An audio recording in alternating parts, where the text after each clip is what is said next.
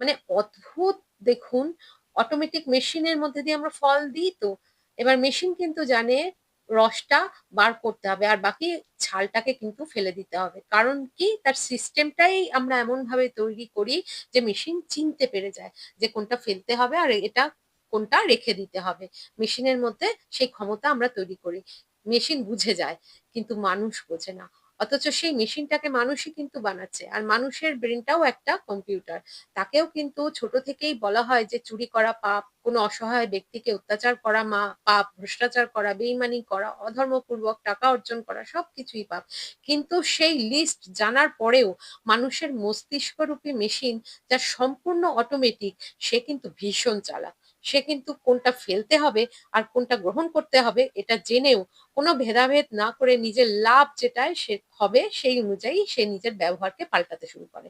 সেই কারণেই তুলসীদাসজি এত কথা বলছেন যাতে আমরা একটু চিন্তা করি, একটু বুঝতে চেষ্টা করি এবং আমাদের সবকিছু জানা হয়ে যায়। এবার পরের স্তুতি। ভলেও পোচ সব বিধি উপজায়ে, গনি গুণ দোষ বেদ বিল গায়ে, কহেই বেদ ইতিহাস পুরানা, বিধি প্রপঞ্চু গুণ অবগুণ সানা। ভলেও মানে সাধু ব্যক্তি, পুণ্যাত্মা। পোচ মানে অসাধু ব্যক্তি, পাপাত্মা। সব মানে সবাইকে। বিধি মানে পরমাত্মা। আর উপজায় মানে জন্ম দিয়েছেন। সাধু আর অসাধু যত রকমের ব্যক্তি আছে সবাইকেই পরমাত্মা জন্ম দিয়েছেন। গুরু নানক দেবজি বলতেন, এক নূর তে সব জগ উপজেয়া। মানে একটা পরমাত্মার থেকেই সমস্ত কিছুর এই জগতের সৃষ্টি হয়েছে। গনি গুণ দোষ বেদ বিল গায়ে।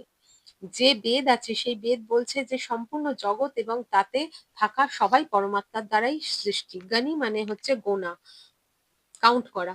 গুণ দোষ মানে গুণ আর দোষ। বিল গায়ে মানে আলাদা আলাদা।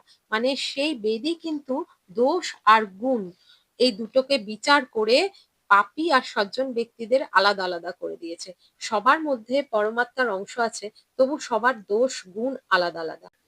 ব্যক্তির সেই দোষ আর গুণ বিচার করেই কিন্তু আমাদের ঠিক করতে হবে কোন ব্যক্তিটির সঙ্গ করা উচিত আর কার করা উচিত না। একবার স্বামী বিবেকানন্দ ঠাকুরকে জিজ্ঞেস করেছিলেন যে আপনি বলেন সবার মধ্যে পরমাত্মা আছে।